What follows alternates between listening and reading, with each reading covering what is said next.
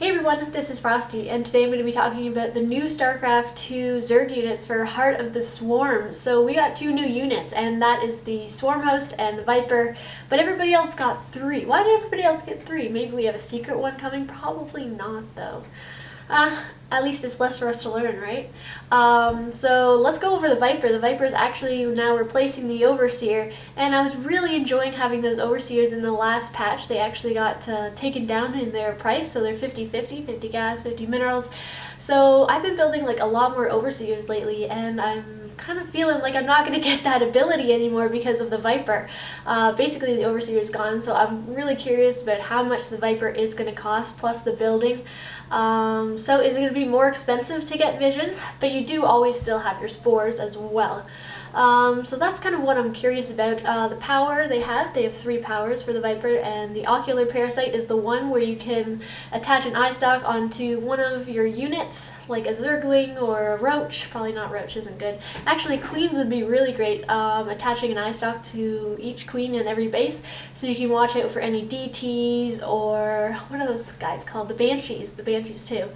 I think that would be a good idea. Maybe I'm going to try that when it comes out. Besides that Parasite, the Ocular Parasite, you can't use it on massive units, which, that's fine.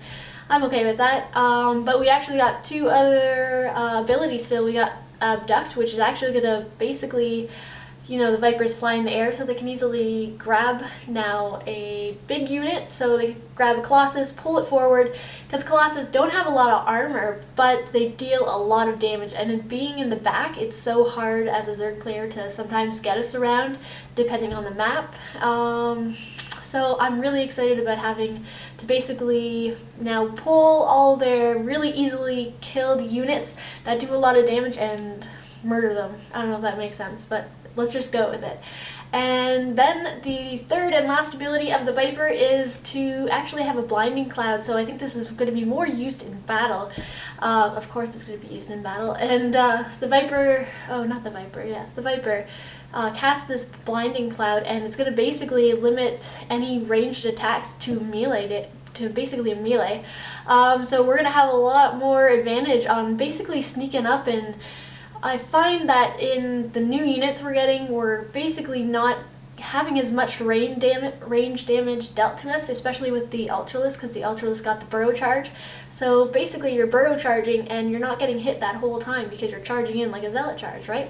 So I feel like that's what they're kind of concentrating on for a few units. Anyways, that's the Blinding Cloud. Actually, the Blinding Cloud, I should mention, you can't use any Neural Parasite, or Infested Terran. If you have any units that are energy-based attacks, they're not going to be able to cast them in the cloud. So I guess maybe if you're out of the cloud, maybe you can't cast them in the cloud. I'm really curious exactly how that's going to work.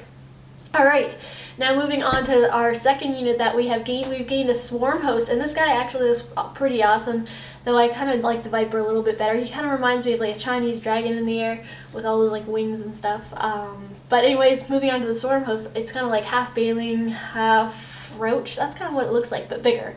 And these guys enjoy burrowing. That's all they do, is they want to burrow, and then they send out basically locusts, these kind of like infested Terrans, but they move really slowly and they don't shoot. They are melee attackers. It seems like they have some good armor, and basically they just keep coming in waves. You could always time it very differently, but I don't know if what you'd like. It depends on how the game is going, really. So these guys are really exciting. The only thing I'm kind of nervous about the Swarm Host is how fast are they going to be, because with the Swarm Host, yeah, you can, have a backup army, but if you need to run away, if you are harassing with them, and say, like someone got an observer over you, or one of those scans, then you're kind of screwed. How much are they going to cost? Because if they're expensive, that's a lot to lose. Because, like, infestors are kind of expensive. I lose those a lot. I need to work on that, guys. I need to hotkey my infestors. One of these days it'll happen. Anyways, moving on. We actually, those were the 2 units. Now we're going to be moving on to basically updated versions in the units that we already have right now in StarCraft. So the Hydralisk, I'm really excited about. They're going to be getting an upgrade that you can buy probably at the Hydralisk end to get speed off the creep. So we all know how terribly slow hydras are, because like I love playing with hydras, but they are so slow. And if you're trying to run away from an enemy, you're just getting hit constantly, losing your army. So it's not that great. But with this upgrade, it's going to be a lot easier to run away. And then we have, actually Bailing's got a tunneling clause, so they're going to be getting tunneling clause just like the roaches. So we can tunnel, move around underground, and then pop up under mineral lines. So mineral lines are going to be a lot more scary now in a Zerg versus Zerg, or even if you're Protoss or Terran. So I can see that basically in StarCraft 2 Heart of the Swarm, we're going to be seeing a lot more of detection, because I feel like Zerg has gotten really vicious underground now. With the burrow charge, with the Bailing tunneling, and the swarm hosts.